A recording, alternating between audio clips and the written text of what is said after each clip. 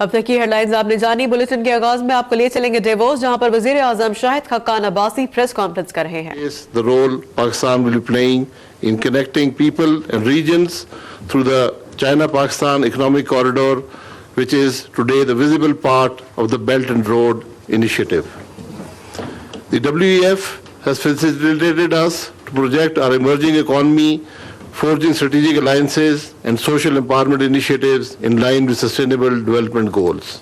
During the WEF, we engaged with business leaders from the financial, telecom, energy, automotive, technology, and healthcare sectors.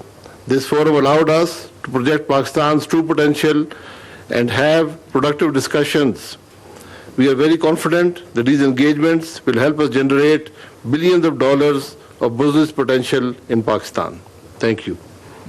Thank you, Prime Minister. We will now have some time for questions from the audience. If you would kindly indicate if you have a question by raising your hand. We have a microphone here for the sake of our online audience, please.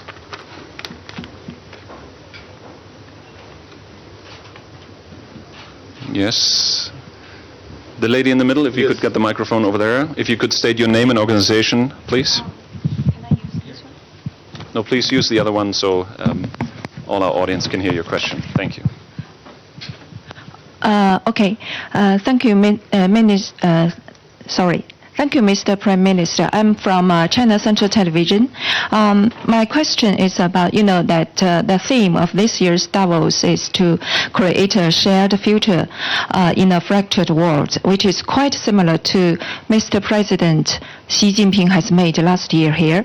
And my question is about what is your understanding of shared future, and would you like to comment on China's effort to create a shared future? Thank you.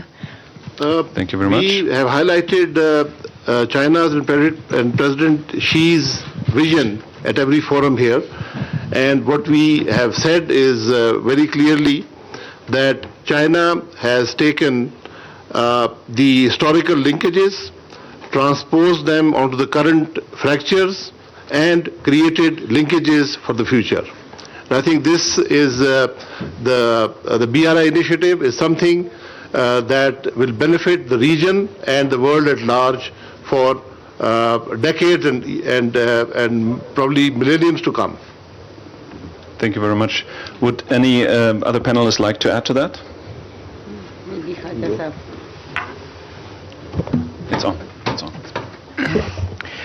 The initiative, the Chinese initiative, especially in a region which is politically and otherwise fractured, is something which shows or manifests China's commitment to really strive for a shared future.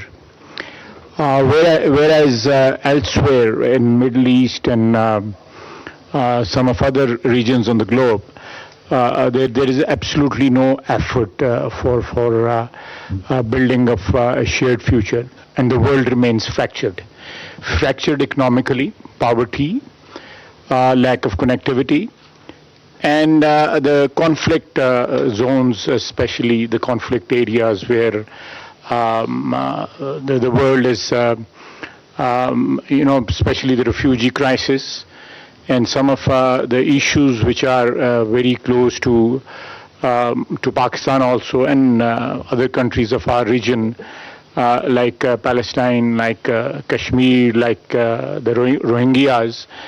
So these are the reasons, or these are the causes of a fractured world, which is not being covered, or which is really hampering the sharing of the common future.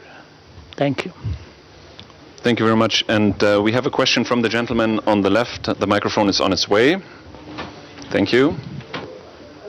Mr. Prime Minister, appropriately, first a question from the Chinese and now a question from the Americans.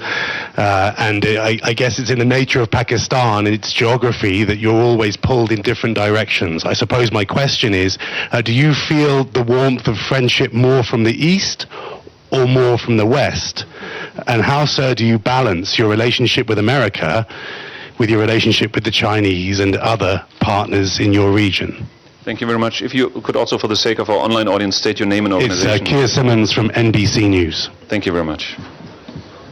We are a country where warm winds blow both from the east and the west. And they've been blowing for the last 70 years. So we hope that the warm winds will continue to blow. We have a long relationship with China, and we have a long relationship with the US. And both relationships are important to us. So that is the way we view these relationships. And we want to continue those relationships. The relationship with China has further strengthened over time, especially with the CPEC and the BRI, of which Pakistan is a large part. So and it's open to other countries in the region who will greatly benefit from the CPEC and the BRI. So we are not only providing connectivity for Pakistan and China, we're providing connectivity for the region also. Thank you very much.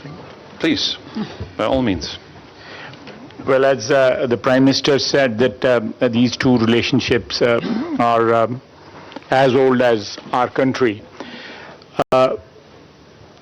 We do not maintain relationships like, for instance, our relationship with China is not at the expense of US, or our relationship with US is not at the expense of Chinese relationship. And we would like our friends to view their relationship with us, with Pakistan, as an independent relationship and not through the prism of a third country. I'm referring to our relationship with the United States. They have recently, or since last few years, viewing their relationship with us through the prism of Afghanistan. Thank you. Thank you very much. So we had questions about China, about the US. Let's hear a little bit more about Pakistan itself, actually. Prime Minister, in your opening remarks, you also mentioned energy, you mentioned innovation, technology. Maybe you and members of your cabinet would like to share some perspective on that. And what's the outlook for Pakistan in these areas, please? Do you want to share something on the IT? Yeah, sure. How it's changing lives, how it's connecting people? Thank you, Prime Minister. As far as the IT is concerned, Pakistan has come from less than 3% of broadband connectivity in 2013, crossing 37% of the population which is using mobile phones, connected with now with 3G. And the Prime Minister has given the vision to have the broadband like air, which means that now that we are 80% in the coverage area, we will be connecting 100% of the unconnected territories. So we've spent something like $400 million in the last 4 years on connecting the unconnected in the far-flung areas of the country. And once the infrastructure is complete by December 2018, the supply side, once having being dealt with, we are now also focusing on the demand side of the technology, which is providing training in digital skills, which is we are now training 1 million young population with digital skills, launching the e-commerce platform, the full value chain, and bringing about 50,000 artisans online. The ICT for Girls program, teaching girls how to do coding and cloud computing. At this point in time, 146,000 girls in Islamabad and in the Baitul Mal's women empowerment centers are on the learning trajectory, learning how to do coding and cloud computing in partnership with Microsoft. At the same time, the Ministry of IT, under the auspices of the Prime Minister of Pakistan, is the minister in charge, have launched incubation centers, providing 100,000 square feet of space for startups.